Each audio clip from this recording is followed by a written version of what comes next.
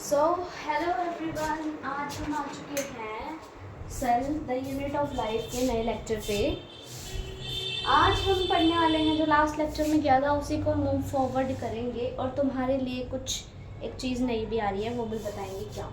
ठीक है, देखो ये यहाँ पे कल या फिर जो भी कल नहीं प्रीवियस लेक्चर में हमने जो एक डायग्राम को थोड़ा सा डिस्कस किया था वो तुम्हें याद ही होगा।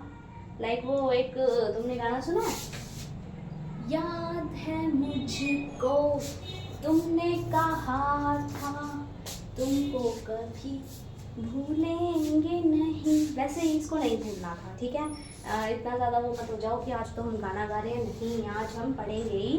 बट इस डायग्राम को तुम नहीं भूलोगे। मैंने यहाँ पे अब तुम देख रहे हो मैंने लेबलिंग नहीं की है, तो मैंने जानबूझ के नहीं किया, लेबलिंग तुम करोगे। हम लास्ट लेक्चर में ये डायग्राम पढ़ चुके हैं तो तुम इसे अच्छे से लेबल करो। और अब आगे पढ़ते हैं, हम क्या पढ़ने वाले हैं।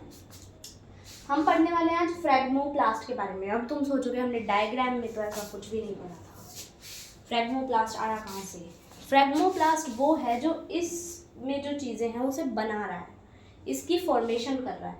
देखो फ्रैगमोप्लास्ट होता है जो माइक्रोट्यूब्यूल्स होते हैं ना, उनके जो कुछ अवशेष या रेमिनेंट्स जिन्हें इंग्लिश में कहते हैं वो बच जाते हैं। ठीक है, वो क्या करते हैं, तुम्हें पता ही होगा माइक्रोट्यूब्यूल और स्पिंडल फाइबर। हमने अभी सेल डिवीजन वाला चैप्टर पढ़ा नहीं है, बट जब हम पढ़ लेंगे तब हमें पता चलेगा कि जो माइक्रोट्यूब्यूल या फिर स्पिंडल फाइबर होता है उसका बहुत बड़ा रोल होता है सेल डिवीजन के अंदर। तो ये स्पेसिफिकली फ्रैगमोप्लास्ट जो होते हैं वो किस चीज़ में हेल्प करते हैं, वो हेल्प करते हैं सेल प्लेट के फॉर्मेशन में। फिर सेल प्लेट जो है ultimately cell wall, secondary cell wall, primary cell wall, middle lamella, ये सब बनाती है। ठीक है, तो देखो सेल प्लेट का फॉर्मेशन क्या, जो सेल प्लेट होती है वो प्योर पैक्टिन से बनी होती है।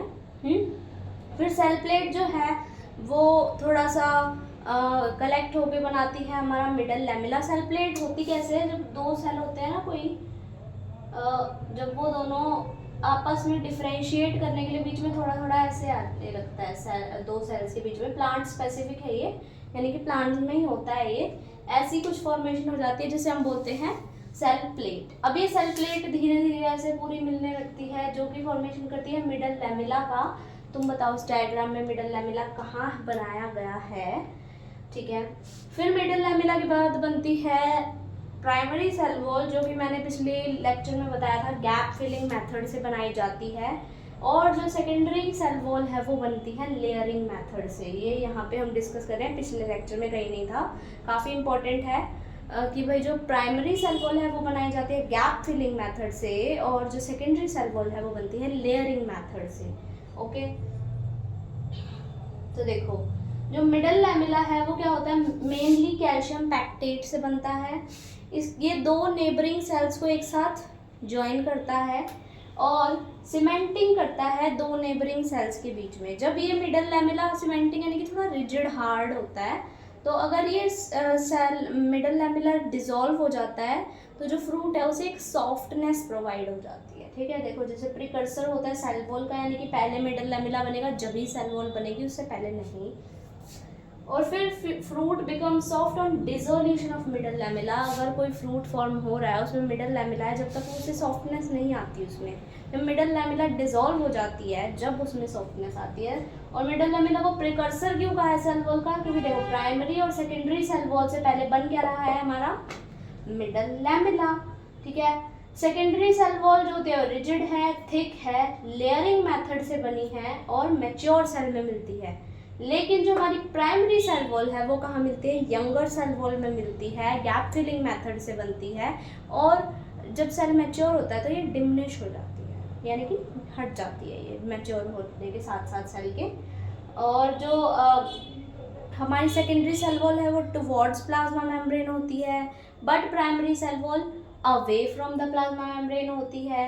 ठीक है, तुम लोग इस डायग्राम से समझो मैंने कहाँ क्या बनाया है। देखो ये है हमारा डॉट डॉट वाला गैप फिलिंग मेथड, ये लाइंस वाला लेयरिंग मेथड, ये हमारे ये जो बीच वाला है ये हमारे जो है मिडल लैमेला लग रहा है मुझे। ओके, तो थोड़ा समझो, अपने दिमाग से कनेक्ट करो थोड़ा। अब मैंने यहाँ आउटर टू इनर इसकी सीक्वेंसिंग लिख दी है। मिडल लैमेला सबसे पहले बनता है, देन बनती है primary cell wall, then number आता है सेकेंडरी सेल वॉल का, and last but not the least हमारी प्लाज्मा मेम्ब्रेन। ओके, फिर आता है हमारा प्लाज्मोडेस्माटा। प्लाज्मोडेस्माटा का अब कौन सा है इनमें प्लाज्मोडेस्माटा, वैसे तुम्हें पता होना चाहिए बट मैं बता देती हूँ। ये जो 3 लाइनें से दिख रही है ना, ये बीच में मैंने बनाई है, ऊपर भी बनाई है, पाइप से बना दिए हैं 2 सेल्स को जो ट्रांसफर में हेल्प करते हैं, that is plasmodesmata. Cytoplasmic connection, क्यों साइटोप्लाज्मिक, क्योंकि ये देखो ये दोनों साइटोप्लाज्म्स के अंदर है। साइटोप्लाज्म तुम्हें पता है ना क्या होता है, साइटोप्लाज्म होता है ग्राउंड सब्सटेंस किसी भी सेल का। सारे ऑर्गेनेल्स को अगर हटा दें तो जो बचता है उसे बोलते हैं साइटोप्लाज्म। कंटेन ईआर ट्यूब्यूल, इसमें ईआर ट्यूब्यूल या फिर डेस्मो ट्यूब्यूल भी प्रेजेंट होते हैं जो प्लाज्मोडेस्माटा है इसमें। और सेल वॉल और मिडल लैमेला को ये क्या करता है, ट्रांसवर्स करता है। ट्रांसवर्स क्या होता है, चीरना या भेदना जिसे कहते हैं, यानी कि इसे चीरते हुए ये है जो एक सेल से दूसरे सेल में जाता है। किस किस को, मिडल लैमेला को और सेल वॉल को। ठीक है, सो आज का लेक्चर काफ़ी छोटा था। अगले लेक्चर में हम पढ़ने वाले हैं सेल मेम्ब्रेन के बारे में। काफ़ी बड़ा लेक्चर होने वाला है, डिटेल लेक्चर होने वाला है, क्योंकि सेल वॉल टॉपिक अपने आप में ही काफ़ी बड़ा टॉपिक है सेल वॉल। ओके, सो और मैं कुछ नया बता रही थी कि अब हम क्या करने वाले हैं, अब हम शॉर्ट्स जो होंगे यूट्यूब शॉर्ट्स से एनसीईआरटी को रिवाइज करने वाले हैं। मैं डायरेक्ट एनसीईआरटी की लाइंस तुम्हें पढ़ के बताने वाली हूँ, क्योंकि तुम बड़े आलसी हो, एनसीईआरटी तुमसे पढ़ी नहीं जाती है। सो मैं खुद एनसीईआरटी की पिक्चर तुम्हारे जो स्क्रीन है उन पे लगा दूँगी। वैसे तुम्हें साथ में लेके बैठनी चाहिए अगर तुम्हें नहीं दिखती है तो, बट मैं लगाऊंगी और मैं मेरा वीडियो बनाऊंगी, तो तुम देख भी सकते हो कि हम क्या लाइन कहाँ से पढ़ रहे हैं और किसका क्या मतलब है।